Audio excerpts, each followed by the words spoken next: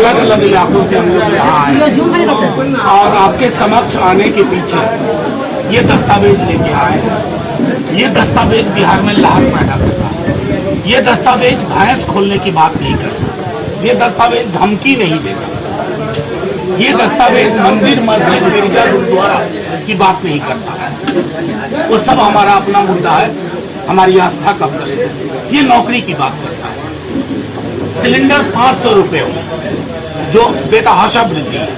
1 लाख रुपए रक्षाबंधन के दिन गरीब गुरबा महिलाओं को प्रति वर्ष, जिसकी शुरुआत इस बार से।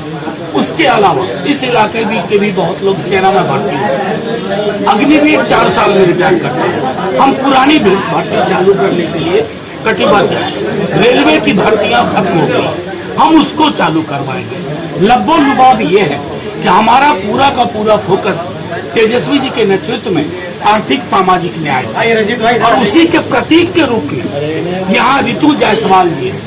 तो मैं बताना चाहूंगा सबको कि जब बदलाव की ऋतु हो रही है तो ऋतु जायसवाल उसकी प्रतीक है।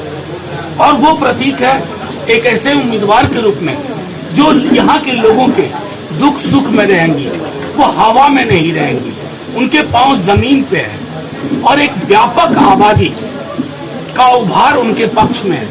उन आबादियों का भी जिनके बारे में हमारे प्रतिपक्ष के लोग समझते हैं कि ये हमारा गुलाम वोट है, ये जाएगा कहाँ। तो मैं उनको बता दूं कि उस गुलाम, जिसको गुलाम वोट कहते हैं, उसमें से भी कई लोग आजाद हो गए और वो आजाद होकर के हमारे पक्ष में मतदान का मन बना चुके हैं। मैं इतनी सी बात कह करके चाहूंगा कि आप जो भी सवाल पूछना हो पूछो। सर, जो संसद में महिला आरक्षण बिल के समय ठाकुर डॉक्टर ओम प्रकाश वाल्मीकि दलित विमर्श कविता आपने पढ़ी थी, तो देखिए नहीं, मेरा सीधे मानना है जिस जाति के अपमान की उन्होंने बात की, उस जाति के लोगों ने मेरे पक्ष में सबसे ज्यादा लिखा। और अब मैं आपको दूसरी बात बताऊं, ये कहानी एक है प्रेमचंद की, ठाकुर का, जिस कहानी से प्रेरित होकर के 80 के दशक में ओम प्रकाश वाल्मीकि जी ने ये कविता लिखी। इस कविता को पढ़ने के पूर्व मैंने ये कहा था कि ये वर्चस्व का प्रतीक है, किसी जाति का नहीं है। मैंने कहा ये मेरे अंदर भी है और हम सबको जिसके अंदर वर्चस्व है की भावना है, चाहे आपका घर ही क्यों ना हो, अगर आप एक पिता हैं और अपनी बेटियों पर, बहनों पर, बेटे पर आप वर्चस्व की जुबान से बात करते हैं तो वो उसका प्रतीक है, उसका खात्मा होना चाहिए। इसलिए मैं ये कहूं कि जिस समाज को उन्होंने के बिहाफ पे बोलना शुरू किया, सबसे ज्यादा फेसबुक, ट्विटर पे उसी समाज के लोगों ने भी लिखा। बाकी मैं बहुजन दलित आबादी की तो बात ही नहीं करता हूँ, वो तो आहत हुए इस कविता के बाद जो विवाद हुआ। लेकिन मैं ये कहना चाह रहा हूँ कि ये विवाद संदर्भ विहीन था, इसकी कोई आवश्यकता नहीं थी। मैंने पेरियार की सच्ची रामायण पढ़ी पार्लियामेंट के अंदर, तो कुछ जाति नाराज हो जाए। अरे ये देश विशाल है, समंदर है। हमें तो मोदी जी से यही तकलीफ है कि समंदर को तालाब में तब्दील कर रहे हैं। ये मथुरापुर है ना, ये भी समंदर है। इसको जो कोई तालाब बनाएंगे ना, तालाब में पानी ठहर जाता है, समंदर में पानी बहता रहता है। सर, आपके आने के बाद जो लहर है, क्या इसको और रफ्तार मिलेगी? देखिए, मैं तो एक छोटा नुमाइंदा हूँ, संसद में अपनी आप लोगों की बात रखता हूँ, गरीबी महंगाई पे बोलता हूँ, असमानता पे बोलता हूँ। मेरा मानना है कि संदर्भ शिवहर में हमसे ज्यादा जागरूक मतदाता हो। मतदाता तय कर चुका है कि किसको वोट करना है। अब वो टिम्बकटू से नेता उठा के ले आए, कोई फर्क नहीं पड़ने वाला है। शिवहर जो ऋतु जी की लाइन भी है, गांव घर शिवहर, तो मैं उसमें जोड़ता हूँ घर घर शिवहर। और जैसे मैंने कहा कि ऋतु बदल चुकी है, शिवहर ऋतु आ चुकी है। बस जिन्हें आरक्षण की बात की है मुस्लिम के लिए, तो इसका असर कब कहा है लालू जी ने मुस्लिम आरक्षण? मेरे पास वो किताब नहीं है, मेरी गाड़ी में विपक्ष इसको नहीं, आपको मैं बता रहा हूँ। मंडल कमीशन की रिपोर्ट, प्रधानमंत्री जी पढ़ते लिखते नहीं है, पढ़ाई से दूर का वास्ता है। अमित शाह जी पढ़ते लिखते नहीं है।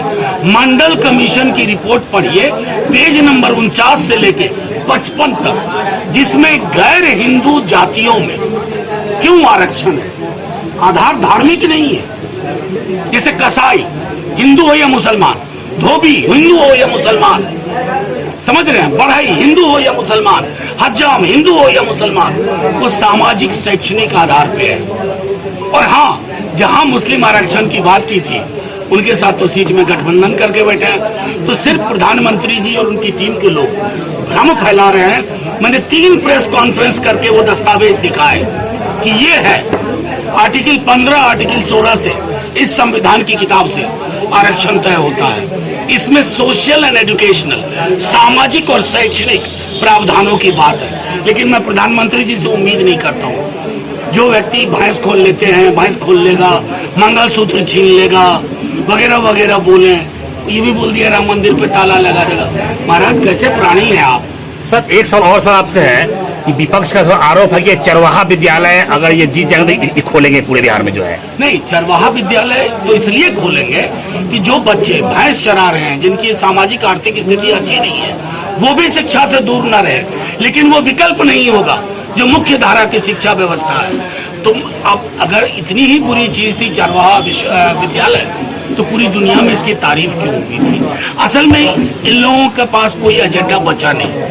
अब ये झूठ अफवाह की खेती कर रहे हैं और ऐसी खेतियों में फसल उगता नहीं। सर विपक्ष एक और चीज है कि वो बिहार में एक भी सीट नहीं देने जा रहे हैं इंडिया गठबंधन को। 4 तारीख बहुत दूर नहीं है।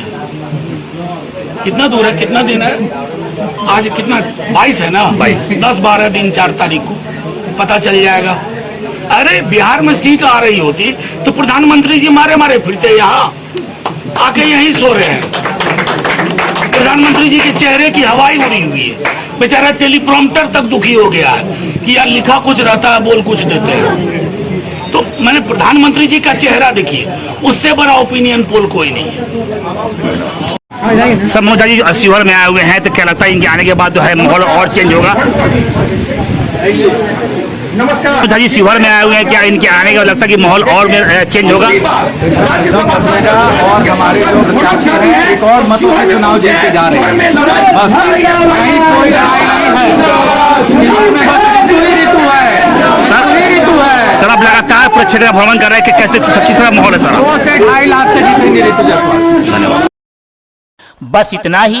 छोटी बड़ी खबरों के लिए आप MH न्यूज चैनल को सब्सक्राइब करें, लाइक करें, शेयर करें। अगर आप इस न्यूज को फेसबुक के माध्यम से देखना चाहते हैं तो आप हमारे पेज को लाइक जरूर करें और अच्छा लगे तो हमें कमेंट का सुझाव जरूर दें। हम आपके सुझाव का भी स्वागत करेंगे। धन्यवाद।